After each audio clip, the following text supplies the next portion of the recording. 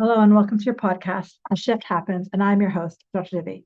Thank you so much for being here. I'm excited. I'm blessed. It's warm and sunny here in Vancouver. So we're going to have a great podcast today. For my sensitives and non-sensitives, it's going to be a really great one. So today's topic is super exciting. It is called the self-made pain of sensitive. Before we dive in, let's close our eyes and just invite ourselves to take a few breaths. Take an inhale and an exhale. Breathe in, breathe out.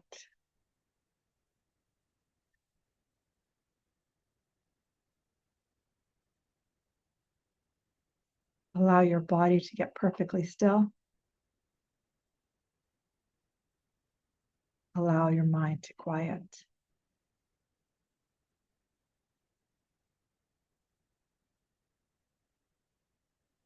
Seeing if you can invite that breath to go into the very base of your belly.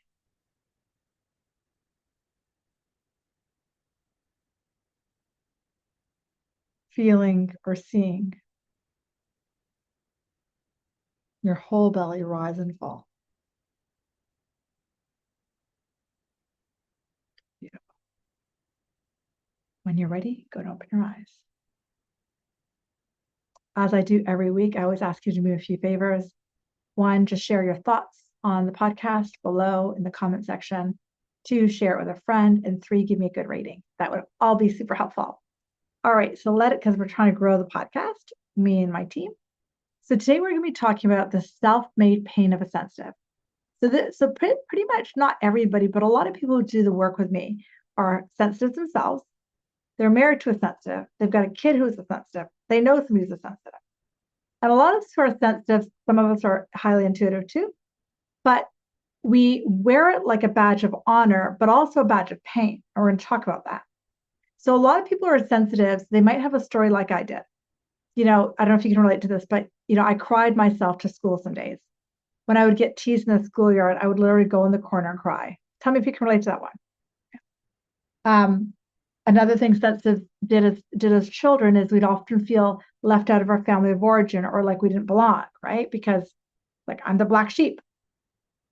As adults as sensitives, we often find ourselves sometimes in health issues, sometimes in marriage issues, where we're always, picking up other people's energies. We walk into a party, we know where to go and not to go. We know the feel in a party.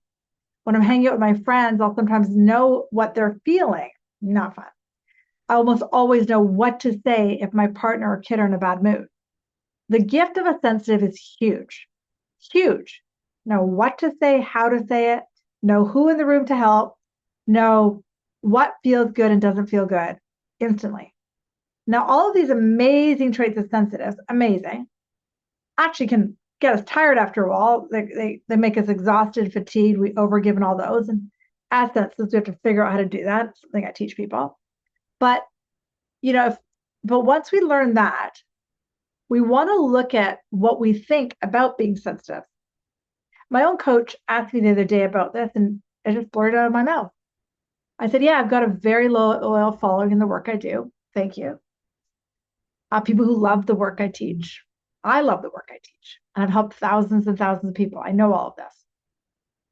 But somewhere kind of back here in the back of my mind, in the subconscious thought, very subtle, is that the work I do is weird.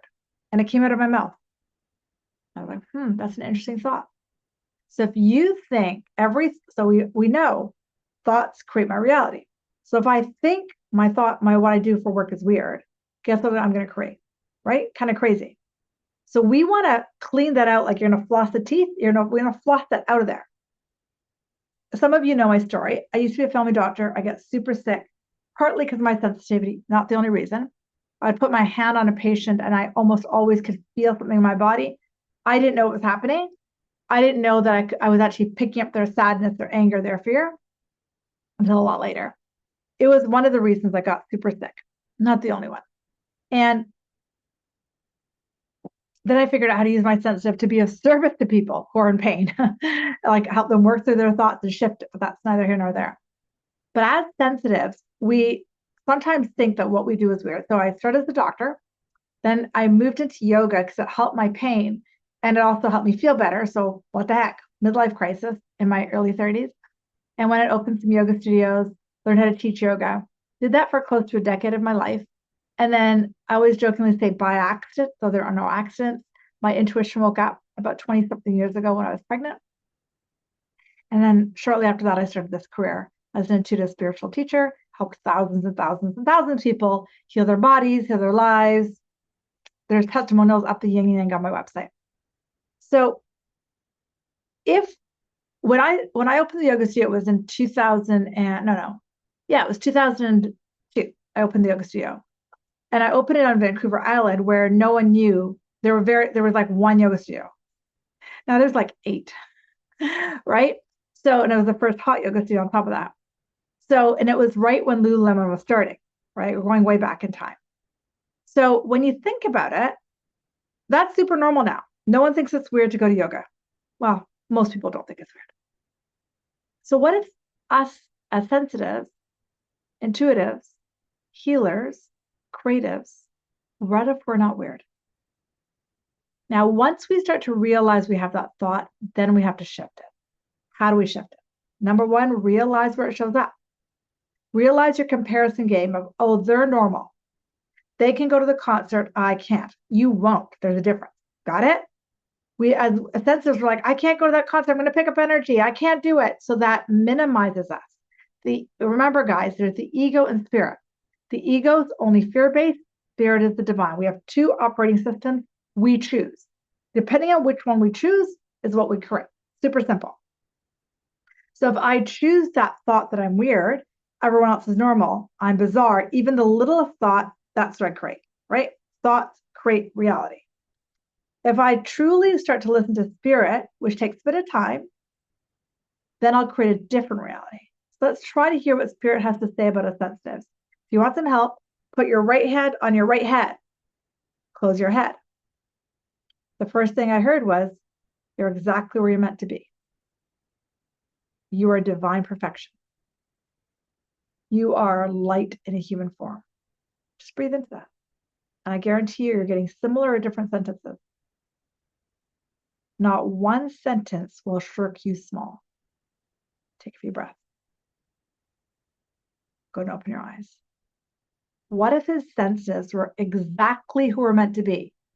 And what if all we have to do is look at those little thoughts that make us feel weird, or we say our sensitivity is a gift but a curse? All of those thoughts are going to create havoc. So I truly, truly believe, as the senses, it is time to rise up.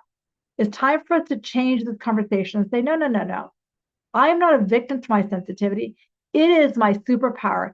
It is my Wonder Woman. It is what I'm here on the planet to be.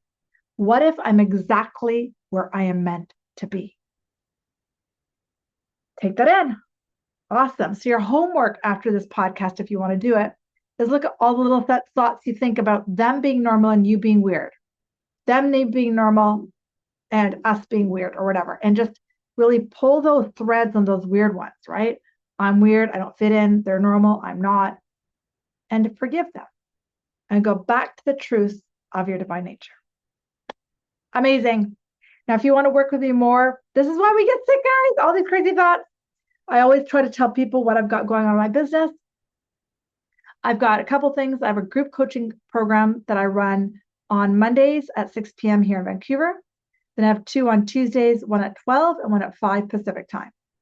Lastly, if you're watching this before July 18th and 18th of, or 19th, of 2026, I've got a workshop, one in person, one on Zoom. All right, lots of love. I will see you next week.